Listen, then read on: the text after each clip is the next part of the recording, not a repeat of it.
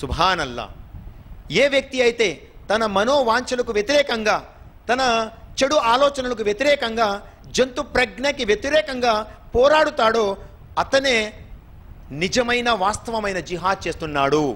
సిల్సిలా అహదీస్ సహీ హదీస్ number 2071. ప్రవక్త మహనీయులు ముహమ్మద్ సల్లల్లాహు అలైహి వసల్లం వారు తెలియజేస్తున్నారు.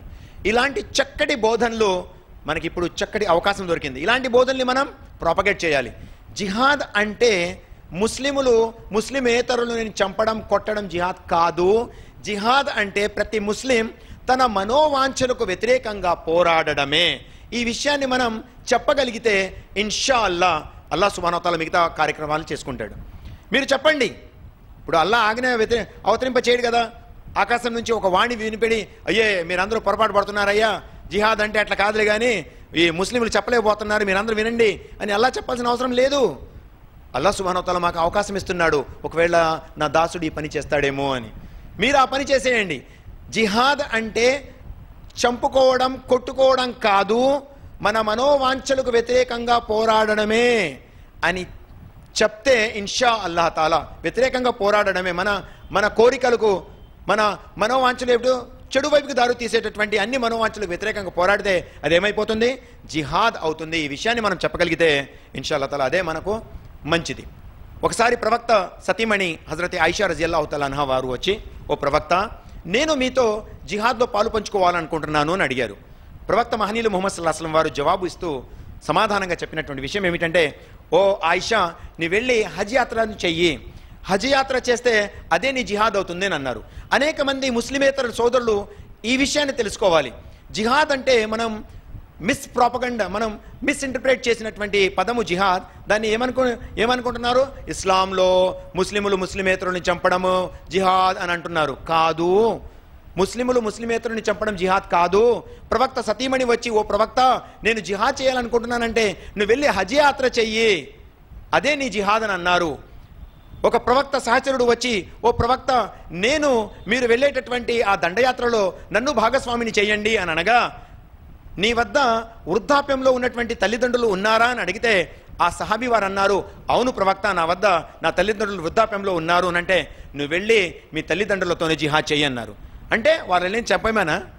తల్లిదండ్రులను వెళ్ళి చంపేమనా దాని ఉద్దేశం? నువ్వు వెళ్ళి జిహాద్ చేయి వాళ్ళతోనే అని అన్నారంటే వారి సత్ప్రవర్తనలోనే, వారి సహచర్యంలోనే, వారికి నువ్వు చేసే సేవలోనే నీ జిహాద్ ఉంది అని చెప్పడం జరిగింది. మిత్రులారా, జిహాద్ అంటే ఒక రకమైనటువంటి సంఘర్షణ. జిహాద్ని మనం తెలుగులో ట్రాన్స్లేట్ చేసుకుంటే సంఘర్షణ అని తెలుసుకోవచ్చు. అంటే ఏదో ఒక ఉనికి కోసం మనం పడేటటువంటి తపన మొత్తం కూడా జిహాద్గానే ఇస్లాంలో చెప్పడం జరుగుతుంది తప్ప ఒకడు వెళ్ళి ఇంకొకడిని చంపడాన్ని జిహాద్ ఎప్పుడు అనరు. మోరోవర్, ఇవాళ హోలీ వార్, పవిత్ర యుద్ధమని లేపేశారు. పవిత్ర యుద్ధాన్ని మీరు అరబీలో ట్రాన్స్లేట్ చేసుకుంటే హర్బు ముఖద్దసా అని అంటాము, అంటే పవిత్రము అని.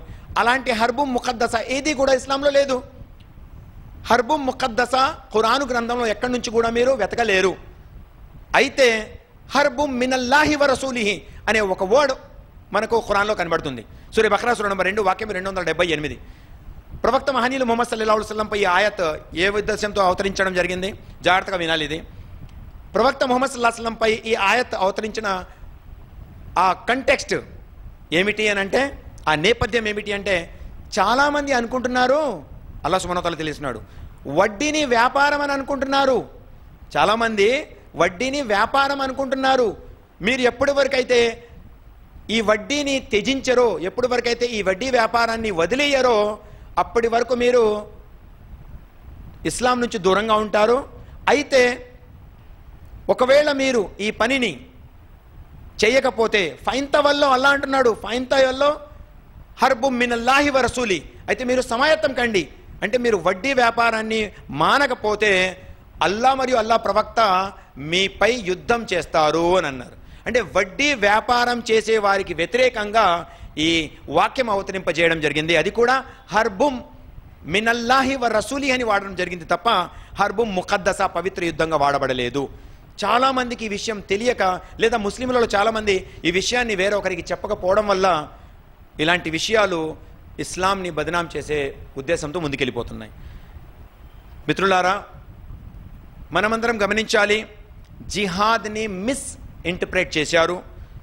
కంటెక్స్ట్కి విరుద్ధంగా దాన్ని మన సమాజంలో ప్రాపగేట్ చేశారు. దానికి మీరు అసలు ఇస్లాంలో జిహాద్ అంటే ఏంటో అది చెప్పగలిగితే ఇన్షాల్లా మీ పని సమాయత్తం అయిపోయినట్టే. और ఇన్షాల్లా తఆలా ఆ తర్వాత దాన్ని ఆ చెడుని ఆ మంచితో అల్లాహ్ సుబ్హానహు వ తఆలానే ముందుకు తీసుకెళ్తాడు. మనం చేయాల్సిందల్లా దానికోసం సమాయత్తం అవ్వడం.